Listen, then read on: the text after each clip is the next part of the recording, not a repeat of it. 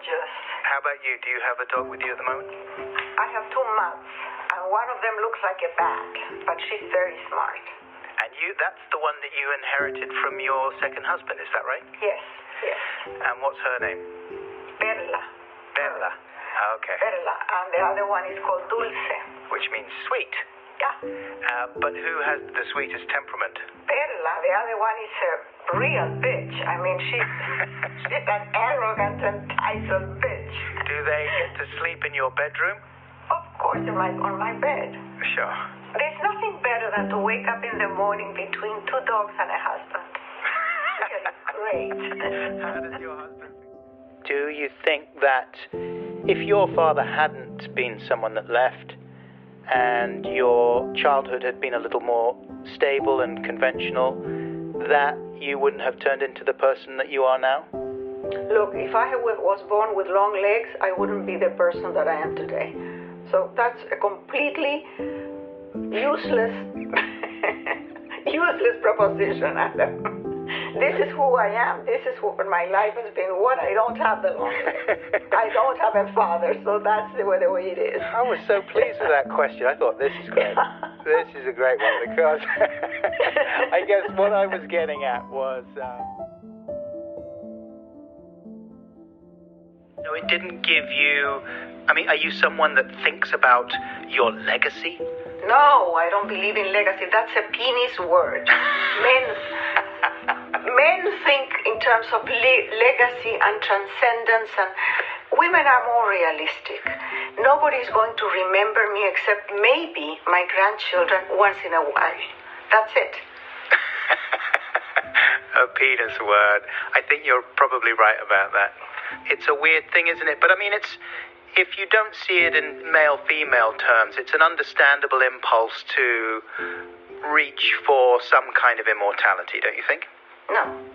Why not? Because immortality doesn't exist. You might have a statue in somewhere. Who cares? You're dead.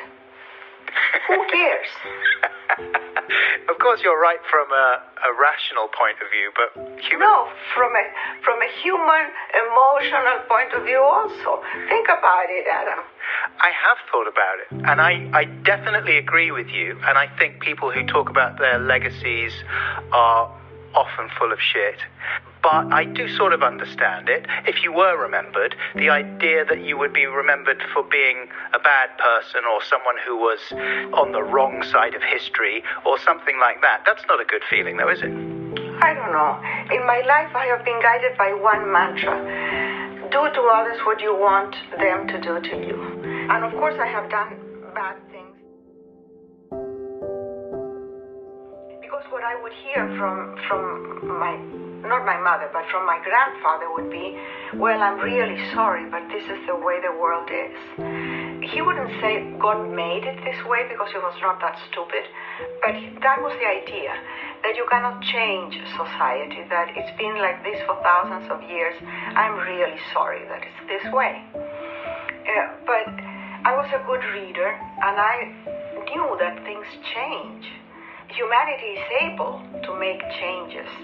So I became aware that with enough work, we can make changes. And that's what I wanted. I wanted change first for my life. I don't even want that life.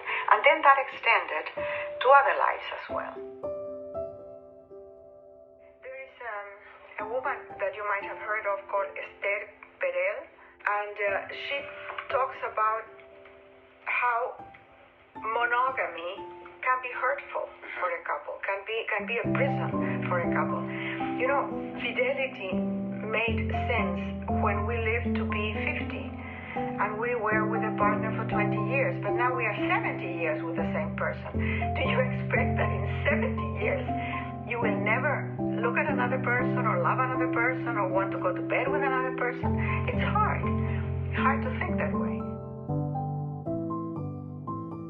I want the world to change, and I'm doing my best to change it. But I'm not going to see it in my lifetime, and it doesn't matter.